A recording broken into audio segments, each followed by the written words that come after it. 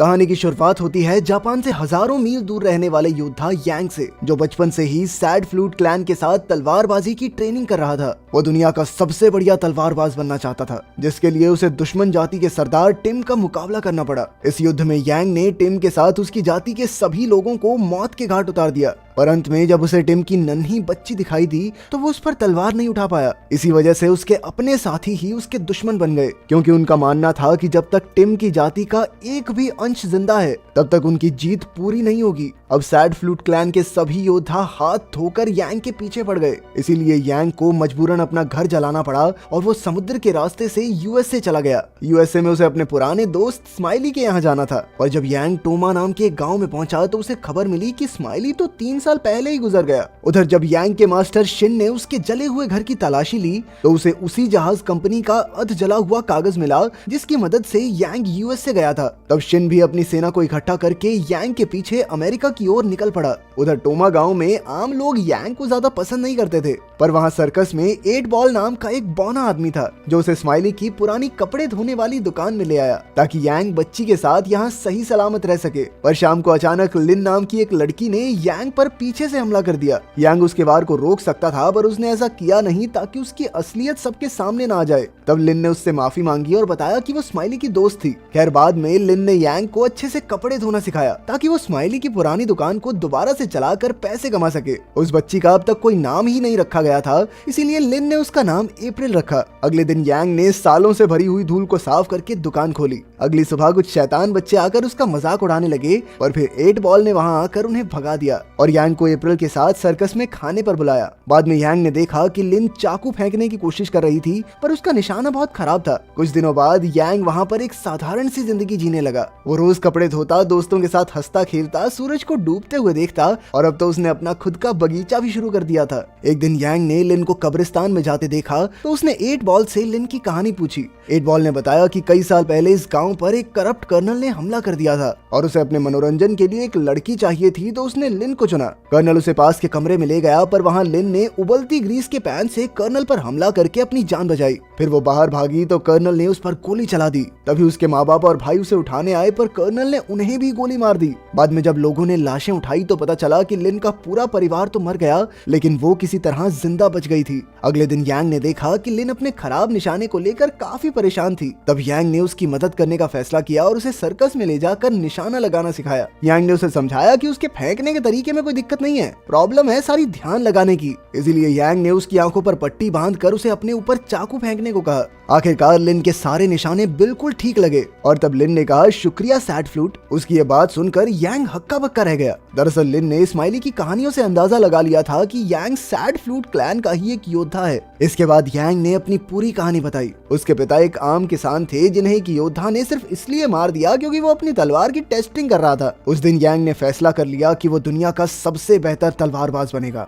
यांग को उदास देखकर लिन ने उसे अपनी माँ का नेकलेस तोहफे में दिया, तो यांग ने भी उसे अपनी तलवार दिखाई, जिसे उसने हमेशा के लिए सील करवा दिया था ताकि वो फिर से किसी की जान न ले सके। खैर उसके पास कुछ छोटी तलवारें थी जिससे उसने लिन को ट्रेनिंग देनी शुरू कर दी। ये सब देखकर गांव में रहने वाला शराबी रॉन काफी हैरान हुआ। उधर शिन और उसकी पूरी फौज ने एक शिप के सभी लोगों को मारकर उस पर कब्जा कर लिया था। वो तेजी से अमेरिका की तरफ बढ़ रहे थे, पर शिन के हिसाब से अमेरिका जैसे विशालकाय देश में भी वो यांग को आसानी से ढूंढ निकालेगा। जरूरत पड़ने पर जैसे ही यांग अपनी तलवार की सील को तोड़ेगा तो उन्हें उसी समय उसकी लोकेशन का पता चल जाएगा। इधर यांग आराम से अपने रोजमर्रा के काम करके जिंदगी बिता रहा था। लिन की ट्रेनिंग जोरों शोरों पर थी और धीरे धीरे अप्रैल भी चलना सीख गई। जब क्रिसमस का समय आया तो सर्कस ग्रुप ने एक पार्टी रखी। यांग भी वहाँ गया, पर उसने डांस वांस नहीं किया। खैर जब लिन उसके पास आई तो वो दोनों फिर से ट्रेनिंग में लग गए। आखिरकार लिन ने मौका देखकर यांग की गर्दन पर तलवार रख दी। पहली बार लिन की तलवार यांग की गर्दन तक पहुंच गई थी। उसके इतना करीब आते ही लिन खुद को रोक नहीं पाई और उसने उसे चूम लिया। तभी अचानक उसी करप्ट कर्नल और उसकी फौज ने एक बार फिर से गांव पर हमला कर दिया। इस बार कर्नल के चेहरे पर एक मुखौटा था, क्योंकि पिछली बार लिन के वार से उसका चेहरा थोड़ा जल गया था। उसने पार्टी में जबरदस्ती घुसकर सर्कस के लोगों पर अत्याचार करने शुरू कर दिए।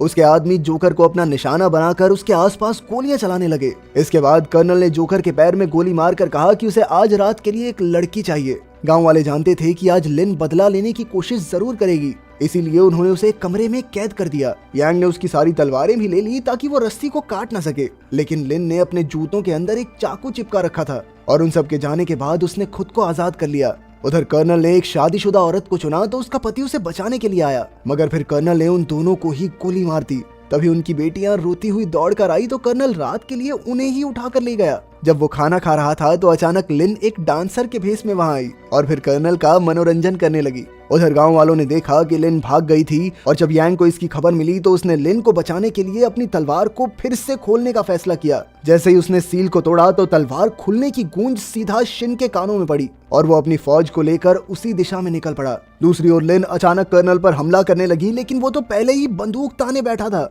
असल में वो पहले ही समझ गया था कि लिन उसे मारने वहां आई है। तभी उसके आदमियों ने लिन को पकड़कर बिस्तर पर फेंक दिया और कर्नल कई साल पहले अपने अधूरे रह गए काम को पूरा करने के लिए बढ़ा।